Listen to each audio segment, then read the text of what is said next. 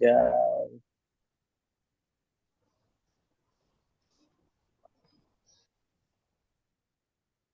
ओम अज्ञानतिमिरान्धस्य ज्ञानाञ्जनशलाकया चक्षुर्मिलितं येन तस्मै श्रीगुरवे नमः। नमो ओं विष्णुपादाय कृष्णप्रेष्ठाय भूतले श्रीमते भक्तिवेदान्ता स्वामिन्ति नामिने। नमस्ते सारस्वती देवे गौरवाणी प्रचारिणे निर्विशेष शून्यवादी पाश्चात्यदेशतारिणे।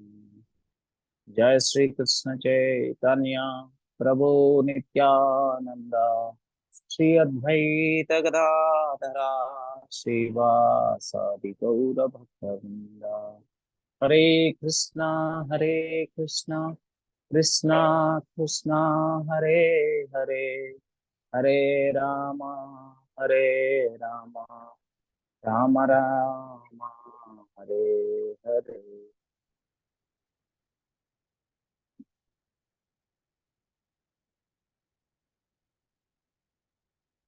मुखं करोति वाचालं पङ्गुं लङ्घयते गिरिं यत्कृपहातमहं वन्दे श्रीगुरुं दीनतारिणं परमानन्दमाधवं श्रीचैतन्य ईश्वरं।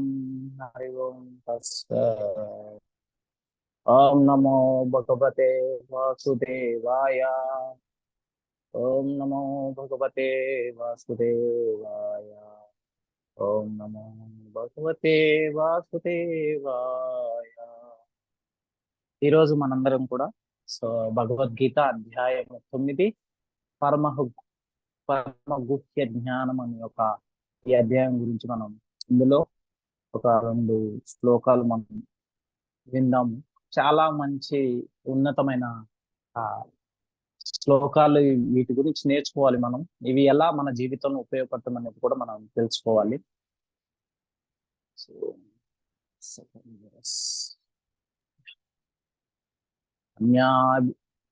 అన్యా చింతయంతో మాం ఏ జనా పర్యుపాసతే తేషాం నిత్యాభియుక్తానాం యోగక్షేమం వహామ్యహం.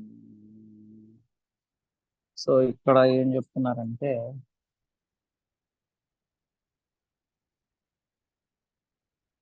అనువాదము.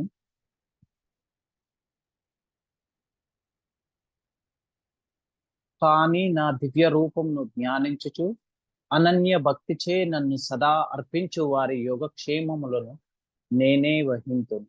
వారికి లేని వాటిని సమకూర్చుదును, వారికి ఉన్న వాటిని రక్షించుదును. సో నేను భాష్యం కూడా చదువుతానండి. కృష్ణ చైతన్యము లేకుండా క్షణకాలమును జీవింపలేని వాడును. శ్రవణము, కీర్తనము, స్మరణము, వందనము, అర్చనము, పాదపద్మముల సేవ, ఇతర సేవలను చేయుట,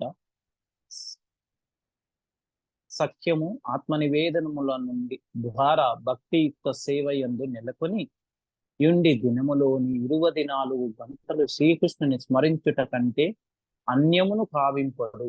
అట్టి కార్యములన్నీ భక్తుని ఆత్మానుభూతి యందు పరిపూర్ణిని కావింపగలవు. కనుకనే అవి సర్వమంగళకరములు మరియు ఆధ్యాత్మిక శక్తి వంతములై కావింపగలవు. కనుకనే అవి సర్వ మంగళకరములు మరియు ఆధ్యాత్మిక శక్తివంతులై ఉండును.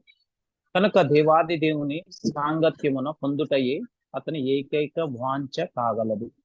అట్టి భక్తుడు నిస్సందేహముగా ఎట్టి అవరోధములు లేకుండా భగవానుని చేరగలడు. ఇది ఏ యోగం అనకూడదు.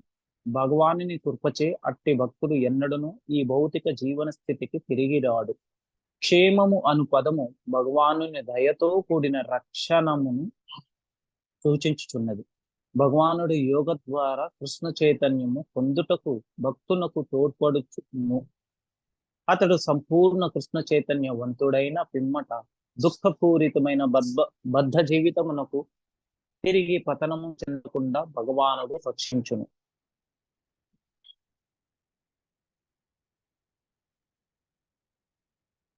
మనం ముందు ఓకే. ప్రభు కంటిన్యూ చేయమంటారా? మీ ఇష్టం ప్రభు. సో, అది 22 కంప్లీట్ చేసిన తర్వాత 23 షేర్ చేయనా? అవునవును. ఓకే. సో మనం ఇక్కడ ఒకసారి ఏం చేయాలంటే మనం అనన్యాశ్చింతయంతో మాం ఏ జనా పర్యుపాసతే తేషాం నిత్యాభియుక్తానాం యోగక్షేమం వహామ్యహం. ఏం చెప్తున్నారంటే, కానీ నా దివ్య రూపమును ధ్యానించుచు అనన్య భక్తి చే నన్ను సదా అర్పించు వారికి యోగక్షేమం నేనే వహింతును, వారికి లేని వాటిని సమకూర్చుదును, వారికి ఉన్న వాటిని రక్షింతును. సో భగవంతుడు ఏం చెప్తున్నాడు ఇక్కడ మనకి, ఎవరైతే నా యందు అనన్య భక్తి, ఎటువంటి భక్తిని, ఒక అమితమైన ప్రేమను నా యందు ఉంచి నన్నే వారి యొక్క జీవన పరమావధిగా పూజిస్తారో, వారికి ఎటు ఏది లేని, ఏదైతే లేదో అది నేను ప్రసాదిస్తాను అని చెప్పేసి భగవంతుడు చెప్తున్నాడు. మరి దీన్ని ఎలా అర్థం చేసుకుంటాం మనం? రూప గోస్వామి చెప్తున్నారు మనకి. రూప గోస్వామి ఏం చెప్తున్నారంటే, అన్యాభిలాషత శూన్యం జ్ఞాన కర్మాది అనావృతం. ఎప్పుడైతే ఒకళ్ళు ఈ ఎటువంటి కోరికలు లేకుండా భగవంతుణ్ణి ప్రార్థిస్తారో, వారి భక్తి అనేది చాలా ఉత్తమమైన భక్తి. ఎందుకంటే ఆ ఎటువంటి కోరికలు లేకుండా, ఏ అవసరాలకి భగవంతుని ఉపయోగించుకోకుండా, భగవంతుని యొక్క భగవంతుని మీద ఉన్న యొక్క భక్తి అనేది ఎటువంటి తారతమ్యాలు లేకుండా, భగవంతుడు నాకు ఇది కావాలి, అది కావాలి, దానికోసమైతే నేను పూజిస్తాను, భగవంతునితో వ్యాపారం చేయకుండా భగవంతుడే ఒక పరమార్థం మనకి అని చెప్పేసి చేసిన వారు ఎవరైతే ఉంటారో, వారికి భగవంతుడు మనం ఏది అడగకపోయినా మనకి ఏదైతే లేదో మనకి దానిని స్వతహాగా భగవంతుడు సమకూరుస్తాడు. మనం ఎలా అర్థం చేసుకోవాలి దీన్ని? మనం చూస్తుంటాం, సుధామ విప్ర బ్రాహ్మణుడు ఉన్నాడు. ఆయన కృష్ణ భగవానుడితో పాటు సందీపుని ముని ఆశ్రమంలో గురుకుల విద్యను అభ్యసిస్తాడు. ఆ యొక్క స్నేహ భావాన్ని తర్వాతకి ఆ గురుకులాన్ని వదిలిపెట్టేసి ఆ మన కృష్ణ భగవానులు వారు మథుర వెళ్ళిపోతారు, సో వారి తల్లిదండ్రుల వద్దకు. సో సుధామ విప్ర వచ్చేసి వారి యొక్క స్వగ్రామానికి వెళ్ళిపోతారు. వెళ్ళిపోయిన తర్వాతకి ఏమవుతుంది, ఆయన కొన్ని రోజులు ఎవరి జీవితం వాళ్ళే అనుభవిస్తూ ఉంటారు. సో ఈ కృష్ణ భగవానుడికి ఇంకా క్రమేపీ ఆ రాజ్యాధికార భారం అనేది వస్తుంది. సో వారు కూడా బిజీగా ఉంటారు. అయితే ఒకరోజు ఈ సుధామ విప్ర బ్రాహ్మణుడు వస్తాడు కృష్ణ భగవాన్ యొక్క దర్శనం చేసుకుందామని చెప్పేసి. ఆయన చాలా కఠినమైన పరిస్థితిలో ఉంటాడు అనమాట. చాలా దీనా స్థితిలోకి వెళ్ళిపోతాడు, బీద బ్రాహ్మణుడు అయిపోతాడు. ఏమీ ఉండవు. కృష్ణ భగవాన్ దగ్గరకు వెళ్తున్నాము, మనం ఏం చేయాలి మనం, సో అని చెప్పేసి ఏమి ఉండవు తీసుకొని ఫ్రెండ్స్ దగ్గరకు వెళ్తున్నాము, సో ఏం లేవు కదా మన దగ్గర అని చెప్పేసి ఓన్లీ అటుకులు పట్టుకొని వెళ్తాడు అనమాట. భగవానుడికి ఇవ్వాలని చెప్పేసి అటుకులు మూట కట్టుకొని వెళ్తాడు. అటుకులు మూట కట్టుకొని వెళ్ళేటప్పుడు దారిలో ఏం జరుగుతుంది అంటే, ఇక ఆకలి అవుతుంది బాగా. అప్పటికి చాలా రోజులు పడుతుంది. ఇక్కడ మన పోరుబందర్ నుంచి అక్కడికి వెళ్ళాలంటే కాలిబాటన ద్వారకకి టైం పడుతుంది. సో ఈయన మధ్యలో ఏం చేస్తాడంటే, ఆకలి అవుతుందని కొన్ని తిని వెళ్తాడు, దాచుకుంటా అక్కడికి. మన కృష్ణ భగవాన్ వారి యొక్క ఈ మందిరానికి, ఆ ప్యాలెస్ కి వెళ్ళినప్పుడు, రాజమందిరానికి వెళ్ళినప్పుడు కృష్ణ భగవానుడు పిలిచేసి, ఓ నువ్వు చాలా చాలా రోజులు అవుతుంది చూసి నిన్ను, నాకు చాలా ఆనందంగా ఉంది నిన్ను చూస్తే, నన్ను మర్చిపోలేదా నువ్వు అని చెప్పేసి ఆహ్వానించేసి ఆయన బెరుకుగానే వెళ్తాడు అనమాట భగవాన్ యొక్క ఆ సన్నిధానంలోకి. ఈ యొక్క రాజమందిరానికి కూర్చోబెట్టేసి భగవంతుడు ఆయనకి పాదసేవన చేసేసి ఈ వారి యొక్క పరిచర్యకులు రాణులు ఆ, స్వయాన మద మన రుక్మిణి మాత ఉంటుంది అక్కడ, వాళ్ళందరూ అయితే ఆయన దాచుకుంటాడు. భగవంతుడికి ఇద్దాం అనుకుని తెచ్చుకున్న అటుకులు ఇవ్వడు అన్నమాట. ఎందుకంటే నన్ను ఎంగిల్ చేశాడు కాబట్టి ఆయనకి తెలుసు కృష్ణ భగవానుడు ఆయన ఆయన స్నేహితుల్లాగా చూడు ఎప్పుడు. ఎందుకంటే తెలుసు కాలక్రమేణి ఆయనకి తెలుస్తుంది భగవానుడు కృష్ణుడు భగవానుడు అని చెప్పేసి. ఎందుకంటే గురుకులంలో ఉన్నప్పుడు ఆ చిన్న వయసులో అంత జ్ఞానం ఉండకపోవచ్చు. సుధామైత్రుడు చాలా శుద్ధ భక్తుడు అనమాట. అవి దాచుకుంటాడు, ఇవ్వడు అనమాట కృష్ణుడికి. కృష్ణుడు అడుగుతాడు ఏమిటి అది అని అంటే, ఏం లేదు ఏం లేదు అని చెప్పేసి కొంగు చాటును దాచుకుంటాడు. ఆ చినిగిపోయిన బట్టలతో ఒక ధోతి ఉంటుంది, పైన ఇంతే ఒక ఉత్తరీ ఉంటుంది. ఆ ఉత్తరీతో చినిగిపోయిన ధోతితో చిన్నగా కవర్ చేస్తూ ఉంటాడు వాటిని. కృష్ణ భగవానుడు చూస్తాడు. చూస్తే అటుకులు ఉంటాయి. ఏంటి అటుకులు నువ్వు ఒక్కడవే తింటావా, నాకు ఇవ్వవా అని చెప్పేసి ఏం తెచ్చావనంటే చెప్పడు, ఏం చెప్పడు. సరే కృష్ణ భగవానుడు చూసుకొని తీసుకుంటాడు అనమాట. అర్థమవుతుంది ఆయనకి నీకేం కావాలంటే ఆయన ఏం చెప్పడు, నేను వెళ్ళిపోతాను అంటాడు. అప్పుడు భగవంతుడు ఏం చేస్తాడంటే ఆయన చేతుల మీద తీసి కొంత దానం అనేది ఇస్తాడు. ఆ కొద్ది దానంతో ఆయన దగ్గర ఉన్నటువంటి ఆస్థానంలో కృష్ణ భగవాను దగ్గర ఉన్నటువంటి సంపదలు, సిరి సంపదలన్నీ కూడా సుధామ విప్ర బ్రాహ్మణుడి దగ్గరకు వెళ్ళిపోతాయి. మళ్ళీ రెండోసారి ఇస్తాడు, ఇంకా వెళ్ళిపోతాయి. మూడోసారి ఇవ్వబోతూ ఉంటే మదర్ రుక్మిణి ఆలోచిస్తుంది, ఏంటి మీరు స్వామి ఆల్రెడీ ఉన్నదంతా ఇచ్చేశారు, ఇంకెవరు మేమే ఉన్నాము, ఆ పని మాత్రం చేయొద్దని చెప్పి ఆపుతారు. ఇది ఎందుకు చెప్తున్నానంటే ఆ యొక్క భక్తి అనేది మనం ఏ విధంగా ఉండాలంటే కృష్ణుని చేరుకోవటమే వారి యొక్క దర్శన భాగ్యం అవసరం లేదు మనకి. వారికి ఏ విధంగా తృప్తినివ్వాలి అనేది మనం తెలుసుకోవాలి. కృష్ణుడికి ఏ విధంగా తృప్తిని ఇవ్వగలుగుతాం మనం? అన్యాభిలాషత శూన్య జ్ఞాన కర్మాది అనావృతం, ఎటువంటి లాభాపేక్ష లేకుండా చేసేటువంటి భక్తిని మనం ఇచ్చినట్లయితే కృష్ణునికి ఆటోమేటిక్ గా కృష్ణునికి మనం దగ్గర అవుతాము. అదే విధంగా మీకు ఇంకొక 2 స్టోరీస్ చెప్తాను. ఇవి 2 కూడా మనకి జగన్నాథ్ పూరిలో జరిగేవి అనమాట. ఒకటి వచ్చేసి గీతా పాండా అని వచ్చేసి చాలా ప్రముఖమైన పాండా అనమాట ఆ రోజుల్లో. సో ఈయన వచ్చేసి పాండా అనమాట, జగన్నాథ్ యొక్క సేవకుడు, పర్సనల్ సేవకుడు. మనం వీళ్ళు ఎంతమంది జగన్నాథుడు వెళ్ళారో నాకు తెలియదు. సో వెళ్ళిన వాళ్ళకి అక్కడ సిస్టమ్ ఎలా ఉంటుందో తెలుస్తుంది. పాండాస్ ఏంటంటే జగన్నాథ్ మన భగవంతుడు శ్రీ జగన్నాథ స్వామి యొక్క సేవకులు అన్నమాట. వారే స్వామికి నైవేద్యాలు సమర్పించటం, భోగని వీటన్నిటిని కూడా కుకింగ్ చేయటము, ఇవన్నీ చేస్తూ ఉంటాం.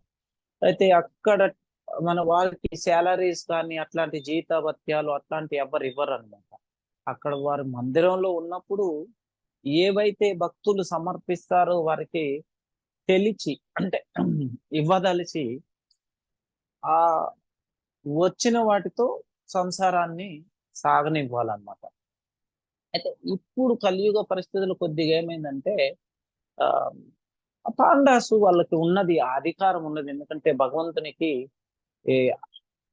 మనకి పురాణాల్లో కూడా రాసి ఉన్నది అనమాట. ఏమంటారంటే పాండాలాగా పుట్టడం అంటే అంత ఈజీ కాదు, అదృష్టం ఉంటేనే పుడుతుంది. స్వయాన భగవంతుని యొక్క సేవకులు జగన్నాథుడు ఎవరండి? కృష్ణ భగవానుడు. సో ఈ జగన్నాథ్ పాండా ఏం చేస్తాడంటే ఒకసారి కాదు, అట్లా ఆయనకి కంటిన్యూస్ గా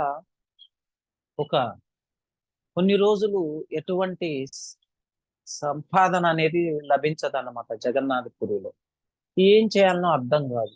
సో ఇంట్లో భార్య అడుగుతూ ఉంటుంది, మన పిల్లవాడికి జ్వరం వచ్చింది ఈ రోజు, హాస్పిటల్కి తీసుకువెళ్ళాలి, మనకి చికిత్సాలయానికి. సో తీసుకెళ్ళాలంటే ఏమీ లేవు. చికిత్సాలయానికి తీసుకెళ్ళి సరే ఏదో ఒకటి చేసి ఆ ఆ అబ్బాయిని ఈ యొక్క జ్వరం నుంచి కాపాడవచ్చును. కాకపోతే తినటానికి కూడా ఏమీ లేవు, తిండి గింజలు కానీ ఏదైనా వండటానికి ఏం చేయాలి అని సో ఆయన రోజు బయటికి వెళ్తాడు. బ్రాహ్మణులు ఏంటండి, బయటకు వెళ్ళి మనం భిక్షం ఎత్తుకోవాలి. భిక్షం అంటే సో అడుగుతాము, యాచిస్తాము. మన బ్రాహ్మణులే వాళ్ళకు ఉన్నటువంటి లక్ష్మి ఏంటంటే జ్ఞానము. ఆ జ్ఞానాన్ని పరులకు ఇచ్చి పరులు ఆ పరులకు ఇచ్చిన దాని ద్వారా, ఆ ధ్యానం ద్వారా ఎవరైతే సంతృప్తి చెందుతారో ఏదో కొద్ది ఒక ఆ, పరక, ఒక పైసా పరక ఏదో ఒకటి కొద్దిగా ఇచ్చేసి వారికి వారిని కాపాడతారన్నమాట. సో దాని ద్వారా వచ్చిన దానితో జీవితాన్ని సాగనిస్తారు. ఈ జగన్నాథ పండగకి ఆమ్, ఇంట్లో ఉన్నవన్నీ ఈ సరుకులన్నీ అయిపోతాయి. బయటికి వెళ్దామంటే ఎక్కడికి వెళ్ళినా రాదు. సో అంతే, ఈ పరిస్థితి కఠినంగా ఉంటుంది. సో అనుకోకుండా ఒక రోజు చాలా కుంభవృష్టి కురుస్తూ ఉంటుంది. ఆ కుంభవృష్టిలో బయటకి ఎటు వెళ్ళలేని పరిస్థితి. సో అప్పటికే 3-4 రోజులు అయిపోతూ ఉంటుంది. ఏం చేయాలనో అర్థం కాదనమాట. సో భార్య ఇంకా పిల్లవాని పరిస్థితి చూసి భార్య ఆ, చాలా వేడుకుంటుంది, మీరు వెళ్ళండి స్వామి, బయటకు వెళ్ళి ఏదో ఒకటి చేయండి. సో మనం గత 4 దినాల నుంచి సో కొద్దిగా పానీయం తీసుకొని బతుకుతున్నాము.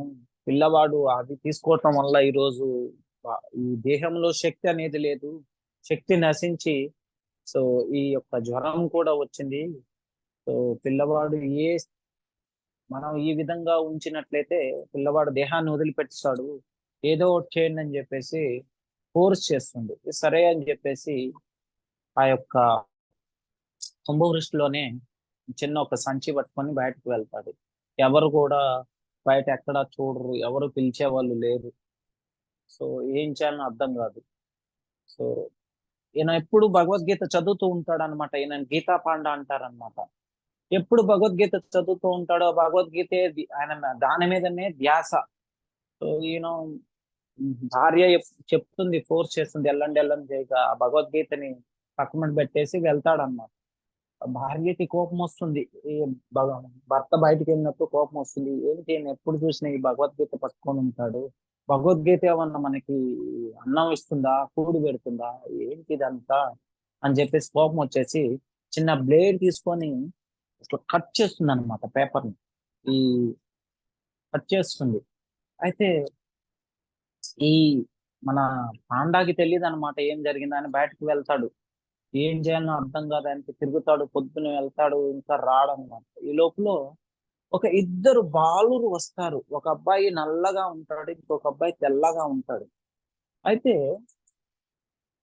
ఈ నల్లగా ఉన్న అబ్బాయి పెదవులకి ఘాటు పడి రక్తం ద్రవిస్తూ ఉంటుంది అన్నమాట.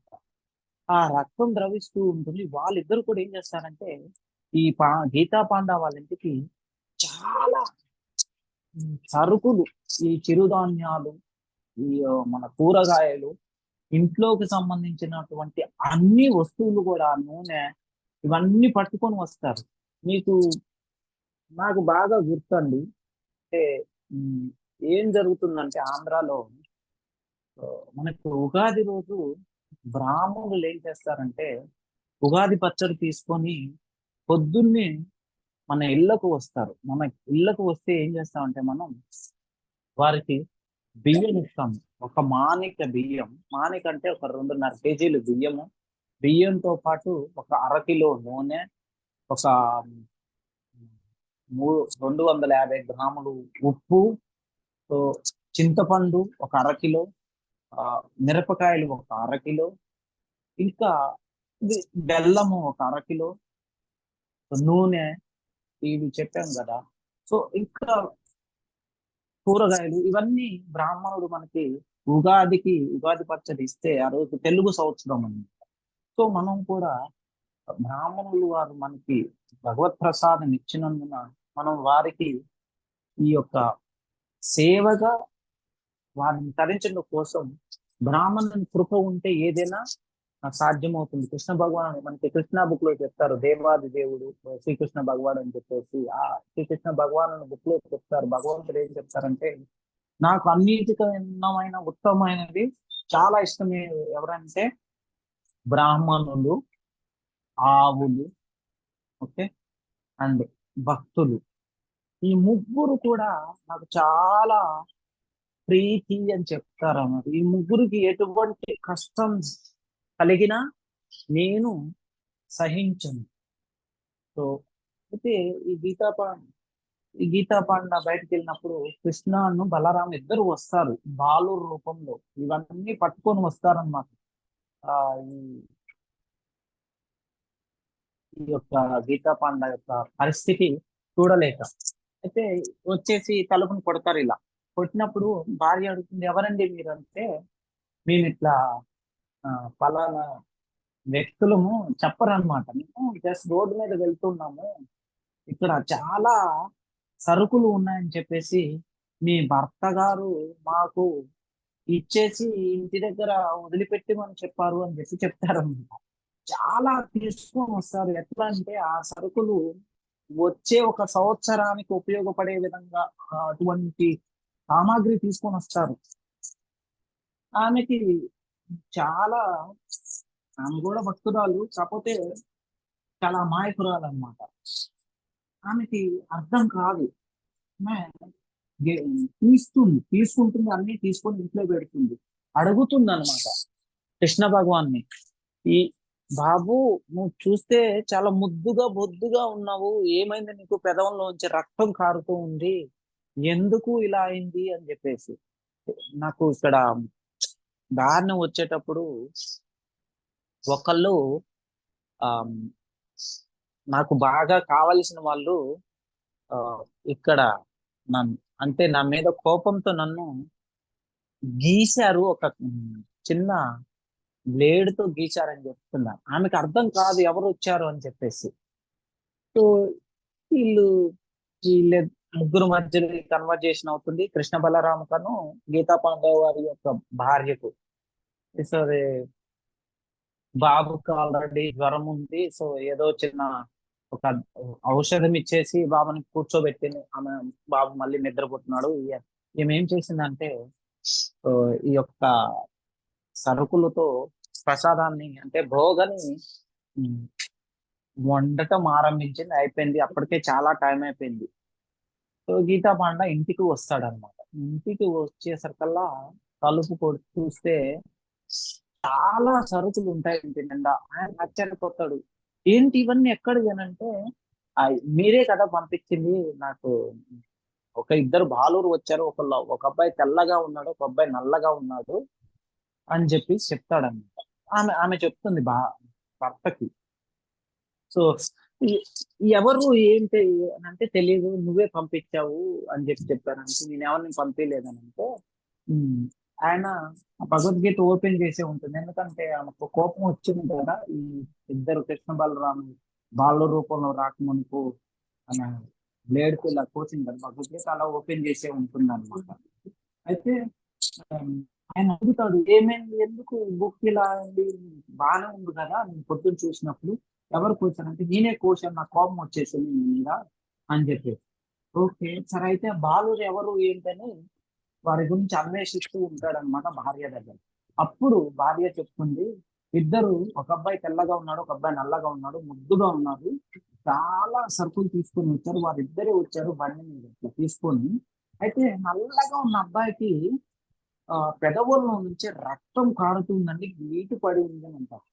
ఆయనకి అర్థమవుతుంది, అయ్యో సాక్షాత్ భగవంతుడు కృష్ణ బలరాములే వచ్చారు ఇక్కడికి, ఎంత పని చేశాను నేను, నువ్వు చాలా అదృష్టవంతురాలివి, భగవద్గీతను ఎందుకు ఇలా చేశాను ఫస్ట్ కోపడతాడు. కానీ ఆయనకి అర్థమవుతుంది, ఆ జ్ఞానం అనేది లభిస్తుంది అన్నమాట. అర్థమవుతుంది, ఎంత పని చేశాను, నువ్వు ఇది చేసావు, అయినా కూడా భగవంతుడు నీకు దర్శనం ఇచ్చాడు, సాక్షాత్ కృష్ణ బలరాముడు.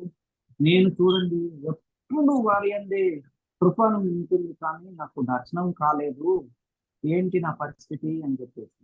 ఇక్కడ మనం అర్థం చేసుకోవాల్సింది ఏంటంటే, భగవంతుడు మనం అడగకపోయినా కానీ మనకి ఏదైతే కావాలనో అది ప్రసాదిస్తాడు.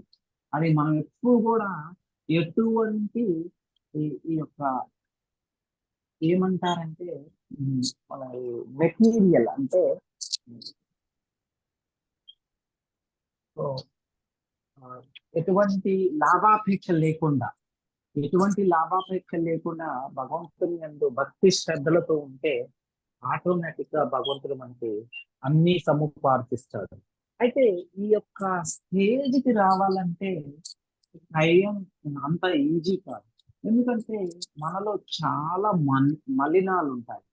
ఆ మలినాలన్నీ పోవాలంటే మనకి భగవంతుడు ఇదే యొక్క మనకి ప్రభుపాదులు వారు ఈ భాష్యంలో చెప్పారనమాట. భాష్యంలో ఏం చెప్పారు? సో 9 రకాల నవవిధ భక్తి విధానాన్ని చెప్పారు.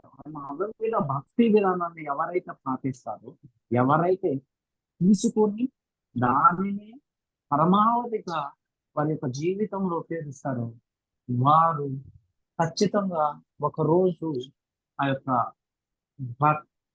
కృష్ణునికి చేరువ కాగలరు. తర్వాత ఇంకా గీతా పాండ మళ్ళీ ఆయన వెళ్తాడు. సో ఆయనకి గీతా పాండకి కృష్ణ భగవాన్ యొక్క దర్శనం దొరుకుతుంది. సో మనం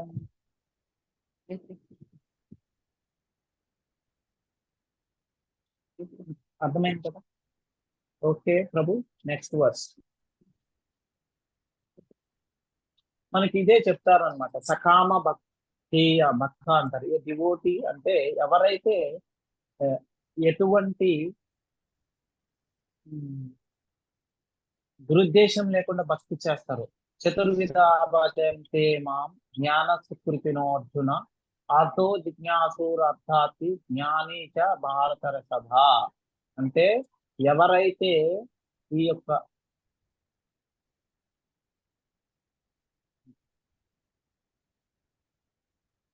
భక్తిని చేస్తారో, శుద్ధ భక్తిని నాలుగు రకాలైన వ్యక్తులు ఉంటారు. ఈ నాలుగురు కూడా భగవంతుని చేరుకోవచ్చు. కాకపోతే శుద్ధ భక్తులు ఎక్కువ తొందరగా చేరుకుంటారు. టైం పట్టుద్ది, కాకపోతే భగవంతుని యొక్క కృప లభిస్తుంది తొందరగా. ఓకే, ఇంకొక వర్స్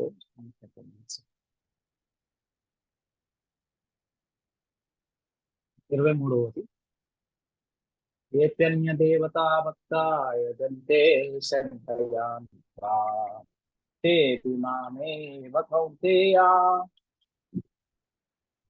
యజంత్యా విధిపూర్వకం.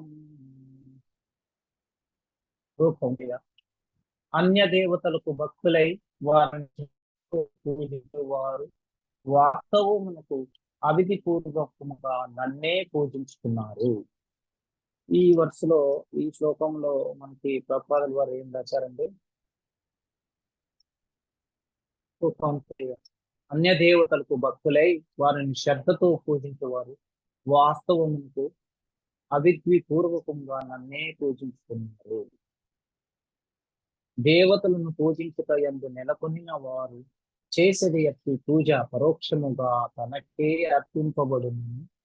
వారు నిజమునకు బుద్ధిమంతులు కారని శ్రీకృష్ణ భగవానుడు చెప్తున్నాడు. ఉదాహరణకు ఒకడు కొమ్మల పైనను ఆకుల పైన నీరు పోయించు వ్రేళ్లకు నీరు అందించనతో తగిన జ్ఞానము లేనివాడుగా లేక నియమ పాలనము లేనివాడుగా పరిగణింపబడును. అట్లే ఉదరమునకు ఆహారమును అందించు విధానమే శరీరం యొక్క వివిధ అవయవములకు పుష్టిని పరుస్తారు. చిన్నగా కనపడట్లేదు. పుష్టిని కలిగించుట లేదా సేవించుట కాగలదు. వాస్తవమునకు దేవతలు దేవాది దేవుని ప్రభుత్వము నందలి వివిధ అధికారులు మరియు నిర్దేశకులు వంటి వారు. మానవుడు అధికారుల చేతను నిర్దేశకుల చేతను కాకుండా ప్రభుత్వము చేయబడిన శాసనములను అనుసరింపవలను. అట్లే ప్రతి వ్యక్తియు దేవాది దేవునే పూజింపవలను. తద్వారా భగవానుని ప్రభుత్వం నందలి వివిధ అధికారులు మరియు నిర్దేశకులందరూ సహజముగానే తృప్తి నొందెదరు.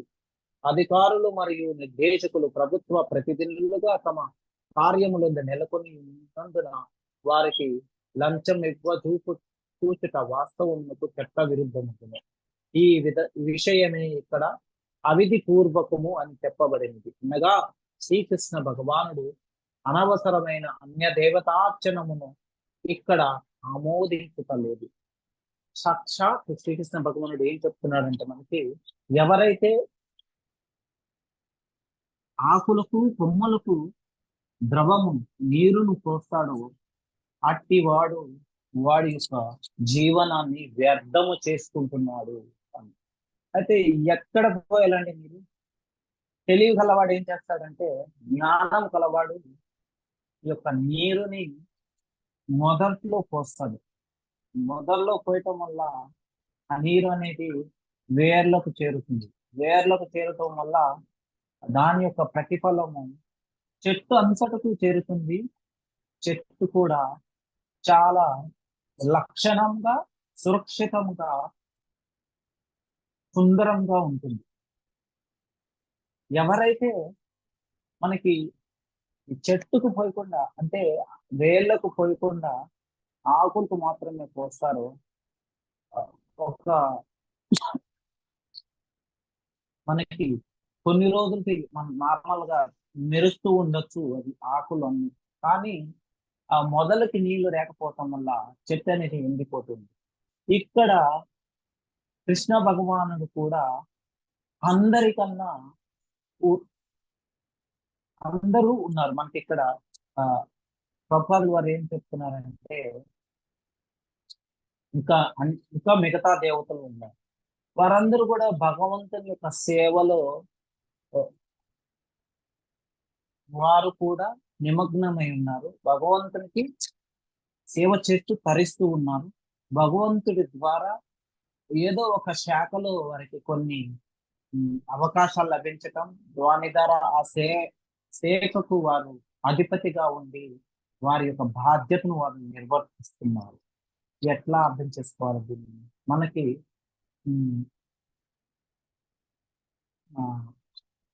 ఏ విధంగా ఇదంతా తెలిసే ఉంటుంది మనకి. మన దేశం, ఈ దేశానికి ఓకే రాజు.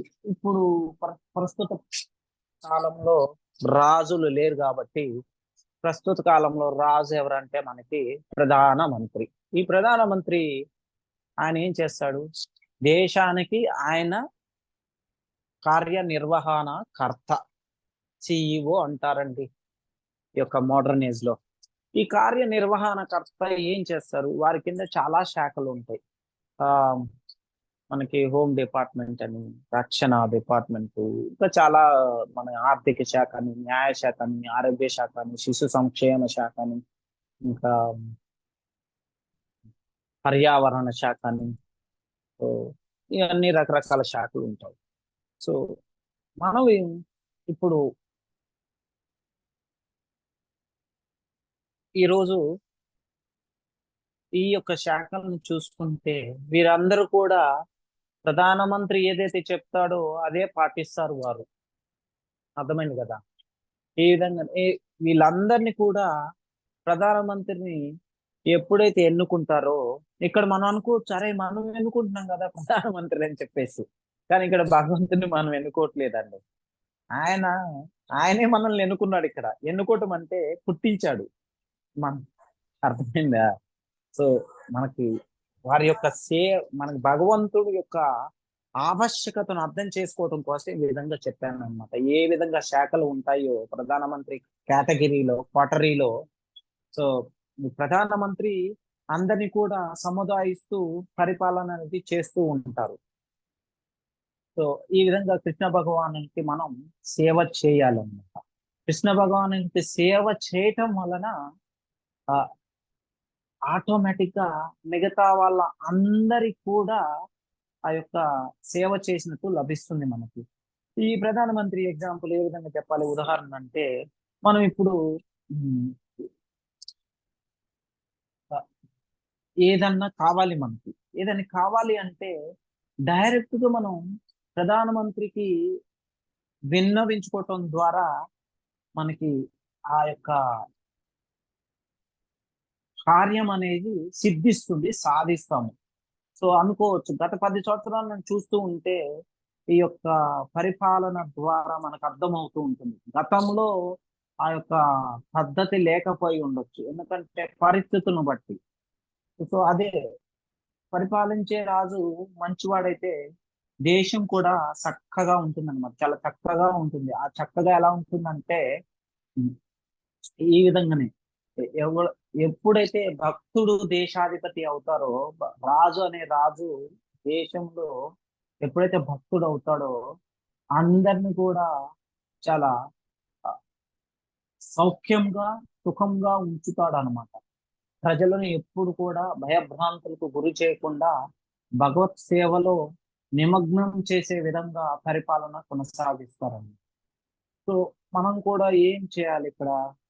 ఇక్కడ దేవాది దేవుని సేవ చేయటం ద్వారా మనకు లభించిన అవకాశాన్ని వినియోగించుకొని దేవాది దేవుని సేవ చేయటం ద్వారా మన యొక్క జీవన యొక్క ఉమ్,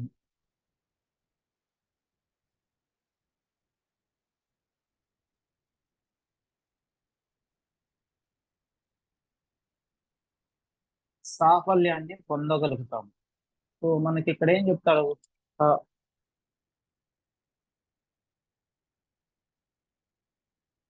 మనకి చైతన్య చరితామృతంలో కూడా ప్రపాదుల వారు మెన్షన్ చేశారనమాట. దేవం బ్రహ్మ రుద్రాది దైవత అంటే వాళ్ళు పెద్ద పెద్ద దేవతలు కావచ్చునండి. ఎవరంటే బ్రహ్మ రుద్రులు పెద్ద పెద్ద దేవతలు కావచ్చు. అయినా కూడా వారికి ఇచ్చినటువంటి కర్తవ్య బాధ్యతలను వారు పోషిస్తున్నారు. ఎవరైతే కృష్ణ భగవానుని వీరితో సమానంగా భావిస్తారో వారిని పాసంది అంటారు. అంటే మూర్ఖులు, జ్ఞానం లేనటువంటి వారు, అటువంటి అజ్ఞానులు ఎప్పుడు కూడా భగవంతుని చేరుకోరు, వారు పాపం చేసినట్లు అని చెప్తున్నారు. ఎప్పుడైతే కృష్ణ భగవాను వీరితో కంపేర్ చేస్తాము, మనం తప్పు లేదు, వాళ్ళని పూజించవచ్చు, కానీ సమానంగా పూజించకూడదు. అయితే ఇక్కడ ఏం చెప్తున్నారు? శ్రద్ధాన్విత మనం ఆ శ్రద్ధ అనేది భగవంతుని మీద ఉంచుకొని, సో ఏది సాక్రిఫైస్ చేసినా కూడా అదే మనకి మూడో అధ్యాయంలో చూసుకుంటే యజ్ఞార్థి అని చెప్తాము. యజ్ఞం ఏది చేసినా కానీ మనం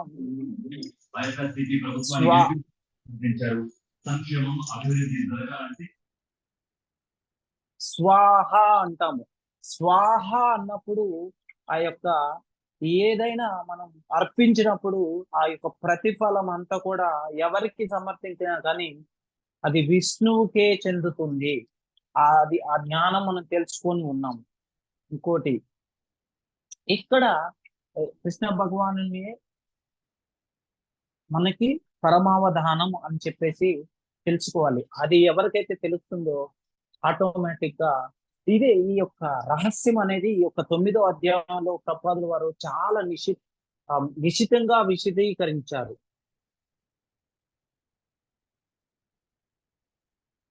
అనగా శ్రీకృష్ణ భగవానుడు అనవసరమైన అన్య దేవత అర్చనము ఇక్కడ ఆమోదించటలేదు. అర్థమై ఉంటుంది మీ అందరికి. హరే కృష్ణ. జై జై కృష్ణ భగవాన్ కి జై. పంచకల్పతరుభ్యశ్చ కృపా సింధుభ్యో పతితానం పావనేభ్యో వైష్ణవేభ్యో నమో నమః. హరే కృష్ణ కృష్ణ కృష్ణ హరే హరే, హరే రామ రామ రామ హరే హరే.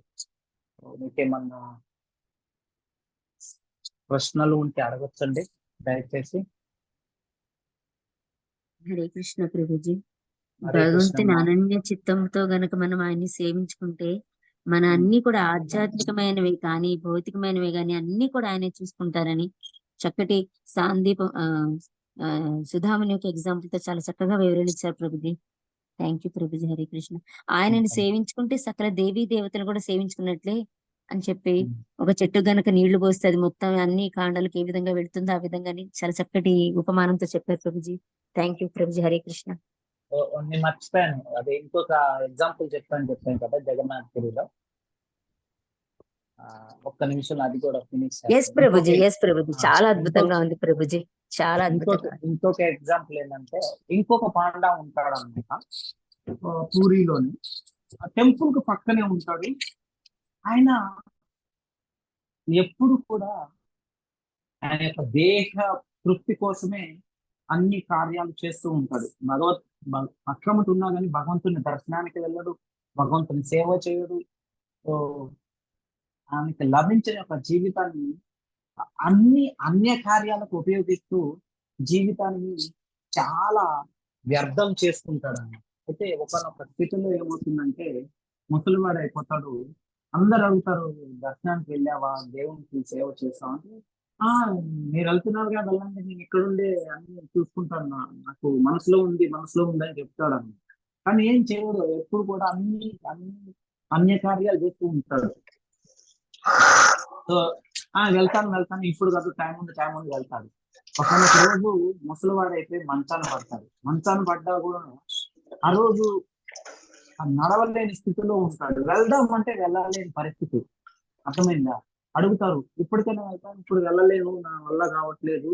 చింతిస్తారు అనమాట. అయ్యో, నేను వెళ్ళలేకపోతున్నాను, ఇన్ని రోజులు నాకు ఆ గొప్ప అవకాశం ఇచ్చారు భగవంతుడు, కానీ సద్వినియోగం చేసుకోలేదు, దుర్వినియోగం చేసుకున్నాను దాన్ని అని చెప్పేసి. సో మనకి భగవంతుడు ఒక గొప్ప అవకాశం ఇచ్చాడు అనమాట.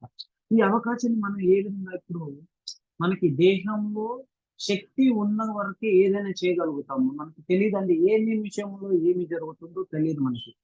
సో అందుకోసమే ఉన్నంతలో మనకి దేహంలో శక్తి ఉన్నప్పుడే ఈ యొక్క అవకాశాన్ని ఉపయోగించుకొని భక్తి చేయటానికి వయసుతో సంబంధం లేదండి, వయసుతో సంబంధం లేదు. ఎప్పుడైతే చిన్న వయసులో నుంచే మనం, ఇప్పుడు మనకి చిన్న తెలుగులో కూడా ఒక ఎగ్జాంపుల్ ఉంటుంది, రొక్కై వంగనిది మానై వృంగున అంటారు. అంటే చిన్నగా ఉన్నప్పుడే మన యొక్క ఆ భక్తిని చేయకపోతే పెద్ద అయినప్పుడు అది సాధ్యం అవ్వదండి. అది ఆ సంస్కృతి అనేది, సంస్కారం అనేది చిన్నప్పటి నుంచి రావాలి మనకి. చిన్నప్పటి నుంచి లేనప్పుడు పెద్ద అయిన తర్వాతకి చాలా కఠినంగా ఉంటుంది పరిస్థితి. ఒకవేళ మనకి మనస్సులో ఉన్నా కానీ చేయాలని ఆరోగ్య పరిస్థితిని బట్టి మనకి ఆ చేసే అవకాశాలు లభించకపోవచ్చు. మనం చూస్తూనే ఉన్నాం. హరే కృష్ణ. థ్యాంక్ యూ, ధన్యవాదాలు. పాండాలు నిజంగా ఎంత అదృష్టవంతులు ప్రభుజీ. వాళ్ళు ఆ విధంగా భగవంతుని సేవించుకుంటున్నారంటే మనం కూడా చాలా అదృష్టవంతులు అమ్మా. మనం కూడా అది మనకి ప్రభుపాదుల వారి కృపతో ఈ యొక్క భాగ్యం కలిగింది మనకి. సో మనం ఏం చేయాలి, రోజు మొత్తం మీద కాకపోయినా ఒక గంట అర్ధ గంట భగవంతుని సేవలో ఉన్నప్పుడు ఏమవుతుందంటే ఖచ్చితంగా మనకి ఆ జీవిత యొక్క సార్థకత అనేది లభిస్తుంటుంది. ఏ విధంగా చేయాలి, గంట అర్ధ గంట మనకి ఇది చేయటం వల్ల ఏమవుతుందంటే, ఇంక గత అధ్యాయాల్లో చదువుకున్నాము, ఎవరైతే నన్ను స్మరిస్తారో వారి యొక్క జీవిత పరమ కాలంలో, అంటే ఎప్పుడైతే జీవితాన్ని త్యజించే టైంలో వారికి నేను ఒకవేళ ఏ భక్తుడైతే నన్ను స్మరిస్తాడో నా వద్దకు చేరుతారని చెప్పేసి, చనిపోయే సమయంలో ఏదైతే స్మరిస్తామో అది ప్రాప్తిస్తుంది మనకి. సో దానికోసం మనం ఏం చేయాలి, భగవంతుని యొక్క నామస్మరణ చేయటం వలన ఖచ్చితంగా మనం భగవంతుని గుర్తు పెట్టుకోగలుగుతాం. అదే ఈ రోజు మనం అనుకోవచ్చు, ఏ విధంగా గుర్తు పెట్టుకుంటాం భగవంతుని అని చెప్పేసి. అయితే ఎవరైతే భగవంతుని నామస్మరణ చేస్తూ ఉన్నారో ఆ సమయంలో మనం గుర్తు పెట్టుకోకపోయినా కానీ భగవంతుడు నేను స్వయాన్న వచ్చేసి వారికి సహాయం చేస్తాను, నా నామస్మరణ చేసే విధంగా నేను చూసుకుంటాను బాధ్యత అని చెప్తున్నారన్నమాట కృష్ణ భగవద్గీత. సో దానికి సాక్షాత్ భగవంతుడు చెప్తున్నారు భగవద్గీత. ఇది అర్థమైంది కదా. భగవద్గీత సాక్షాత్ భగవంతుడు చెప్తారు. గీతా పాండవ విషయంలో వస్తుంది, వారి యొక్క భార్య భగవద్గీత మీద గీటు పెడుతుంది.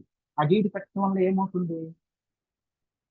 సో అది భగవంతుడికే ఘాటు పడుతుంది.